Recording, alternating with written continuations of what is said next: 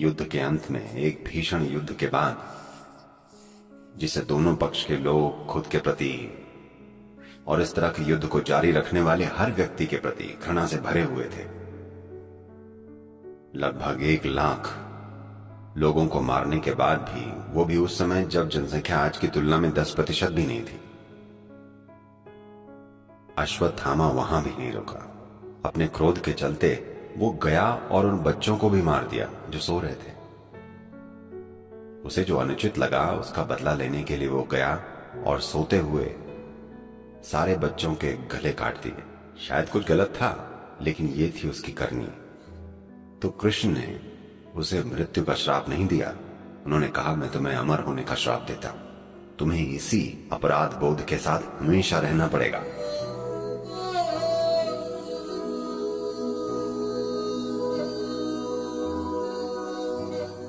तो उसका क्या परिणाम हुआ? मुझे लगता है वो सारे के सारे यूनाइटेड स्टेट्स में अश्वत्थामा बनकर प्रकट हो रहे हैं, जो स्कूलों में जाकर बच्चों को मार रहे हैं।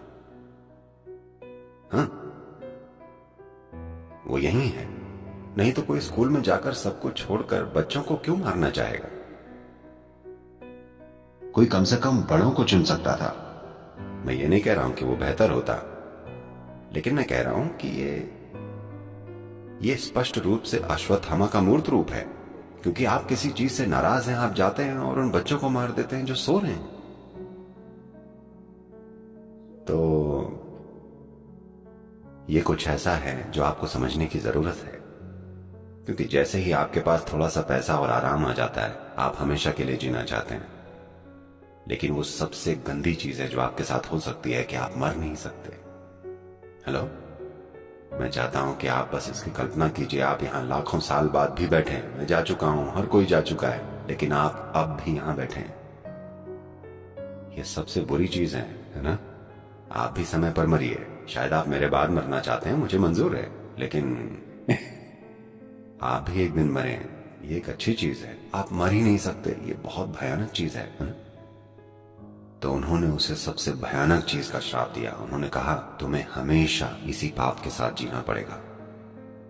तो आपको यह समझना है कि जब कृष्ण बोल रहे हैं, यहां तक कि जब वो अपने बारे में बात कर रहे हैं, मैं, तब वो खुद को एक व्यक्ति के रूप में नहीं बता रहे हैं। वो खुद को एक गुण के रूप में बता रहे हैं, खुद को एक चेतना के रूप में बता रहे हैं। इसलिए जब वो अश्वत्थामा को भी श्राप देते हैं तो उनका मतलब इसी चीज से है। इसका मतलब यह नहीं है कि वो व्यक्ति हमेशा जिंदा रहने वाला है। वो कहते हैं, वो लोग जो इस तरह के कृत्य किसी ऐसी चीज के कारण करते हैं जिससे वो क्रोधित हैं, जिससे वो चिढ़े हुए हैं, आप जाते हैं और जो बच्चे सो रहे हैं, आप जाते हैं और उन बच्चों को मार देते हैं जो सो रहे हैं। ऐसे लोगों को हमेशा कष्ट भोगना चाहिए, क्योंकि लोगों के बीच कई चीजें होती हैं। जब युद्ध होता है तब आप मारते हैं।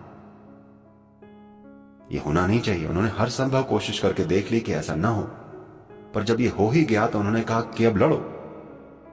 ऐसा नहीं कि आप युद्ध के मैदान में जाएं और कहें मैं नहीं लड़ूंगा। या तो आप युद्ध के मैदान में जाएं ही ना, और अगर आप वहां चले गए तो आपको लड़ना ही होगा। इसलिए उन्होंने कहा लड़ो। They fought, everybody killed each other, so many people died. और उन्हें एक दूसरे को मारा। कितने लोग मारे गए, महान नायक मार गिराए गए, अच्छे लोग मरे, बुरे लोग मरे, हर तरह के लोगों की मौत हुई। और जब ये खत्म हो गया तब आप जाकर बच्चों को मार देते हैं।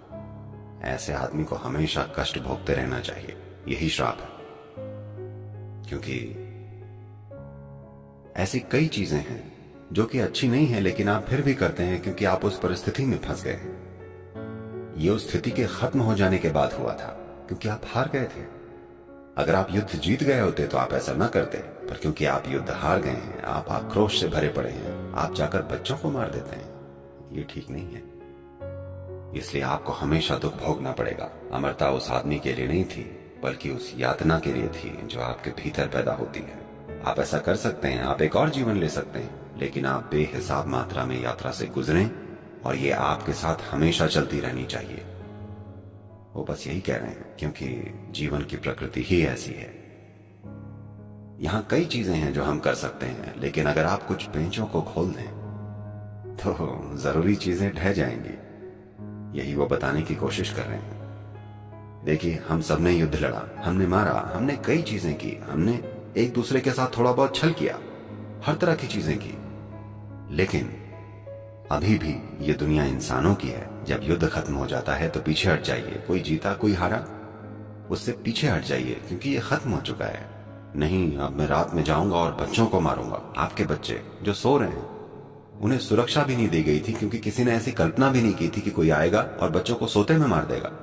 नहीं तो उन्होंने सैनिकों का पहरा लगा दिया होता। उन्होंने नहीं लगाया, क्योंकि उन्हें लगा कि बच्चों को कौन मारेगा, युद्ध तो खत्म हो चुका है। तो अगर आप बहुत ज्यादा क्रोधित और बहुत ज्यादा शक्की हो जाते हैं तो आप ऐसी चीजें करके ही मानेंगे। ऐसा हुआ, एक अमेरिकी व्यक्ति मॉस्को गया। मैं ये जोक सुना सकता हूं ना? एक अमेरिकी व्यक्ति मॉस्को पहुंचा। क्योंकि आप इतनी ज्यादा हॉलीवुड फिल्में देखते हैं तो आपको लगता है मॉस्को यानी जैसे ही आप एयरपोर्ट से बाहर निकलेंगे केजीबी वाले आप पर लेफ्ट राइट सेंटर से नजर रखेंगे, हर जगह जासूस खड़े होंगे और आपको घूर रहे होंगे, यू नो। क्योंकि आपकी पूरी मानसिकता हॉलीवुड वाली है। कोई अखबार पढ़ रहा है और उसके ऊपर से आपको देख रहा है। हर चीज शक के दायरे में है। टैक्सी ड्राइवर एक जासूस है, हर बंदा जासूस है। तो ऐसी मानसिकता के साथ वो मॉस्को गया, वहां पहुंचा और हर चीज पर शक करते हुए वो अपने होटल के कमरे में गया। फिर उसने चारों तरफ नजर दौड़ाई, शायद यहां कैमरे लगे हों, यू नो। फिर उसने वैसे ही खोलना शुरू किया जैसे आमतौर पर जेम्स बॉन्ड खोलता है। उसने फोन का माइक्रोफोन खोला, हर चीज बाहर निकाल दी। फिर यहां वहां हर जगह उसने बिजली के बल्बों में देखा, इसे उसे फायर अलार्म को, उसने माइक्रोफोन और सब चीजों के लिए हर चीज छान मारी। जब उसे कुछ नहीं मिला तो उसने सोचा ये जरूर यहीं कहीं होना चाहिए, और फिर वो बेड के नीचे रेंग कर गया। वहां उसे मेटल की एक बड़ी सी प्लेट दिखी, उसमें 8 स्क्रू जड़े थे। वाह, यही है, मिल गया मुझे। और तब उसने अपना स्विस आर्मी वाला चाकू निकाला। उसने बड़ी मशक्कत के साथ उसके सारे स्क्रू खोले। इसमें थोड़ा समय लगा। उसने सारे स्क्रू खोलकर धातु की प्लेट उठाई और उसे खिड़की से बाहर फेंक दिया। कुछ ही मिनटों में होटल के सामने बहुत सारा शोरगुल सुनाई देने लगा। एम्बुलेंस, पुलिस की गाड़ियां, ये और वो, पा पा पू पू, ये सब कुछ हो रहा था। वो नीचे देखने के लिए गया, क्या है इतनी सारी कारें, एम्बुलेंस और ये सब क्यों है? तब उसने फोन उठाया और रिसेप्शन को लगाकर पूछा, होटल में हो क्या रहा है? कहीं आग लगी है क्या? यहां कुछ हुआ है क्या? कोई बॉम्ब है? उन्होंने कहा, नहीं, चौथे माले पर झूमर टूटकर नीचे गिर गया है। लोग खाना खा रहे थे और ये उन पर आकर गिरा।